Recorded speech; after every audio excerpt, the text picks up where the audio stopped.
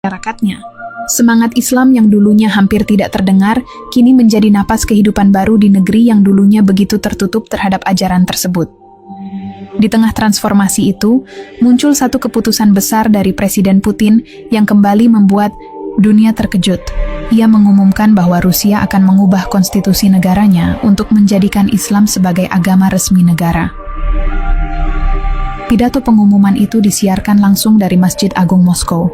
Presiden Putin berdiri dengan mengenakan jubah sederhana berwarna putih, tanpa atribut militer atau simbol kekuasaan. Dalam pidatonya, ia mengatakan bahwa Rusia telah menemukan kembali akar moral dan spiritualnya, dan kini saatnya menjadikan Islam sebagai pedoman utama dalam menyusun hukum, pendidikan, dan kehidupan sosial bangsa.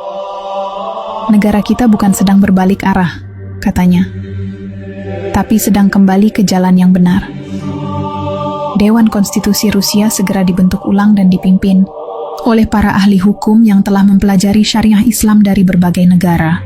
Mereka bekerja siang malam untuk mengharmoniskan hukum nasional Rusia dengan prinsip-prinsip Islam.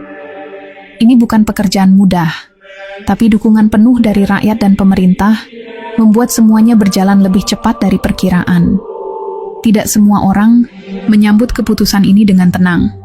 Beberapa tokoh oposisi menyuarakan penolakan, terutama dari kalangan gereja yang masih tersisa.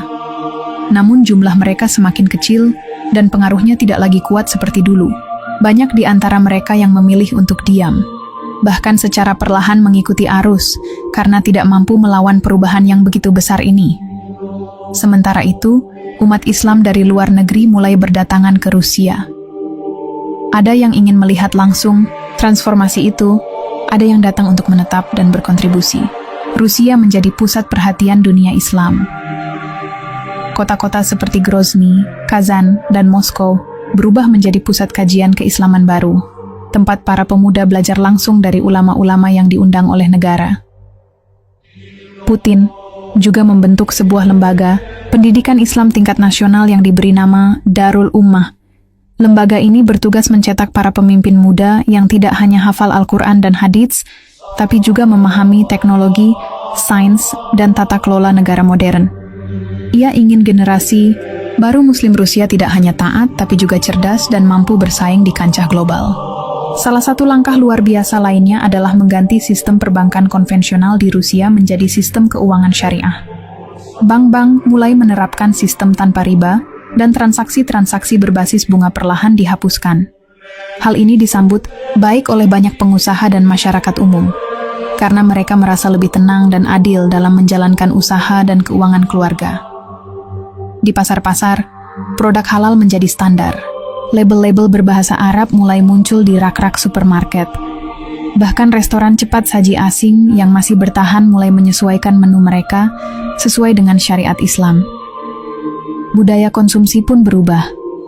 Stasiun televisi dan media sosial nasional tidak lagi menayangkan acara-acara vulgar atau tidak sesuai dengan nilai Islam. Sebagai gantinya, muncul banyak acara kajian, dokumenter sejarah Islam, hingga kisah para sahabat Nabi yang ditayangkan dengan kualitas produksi tinggi.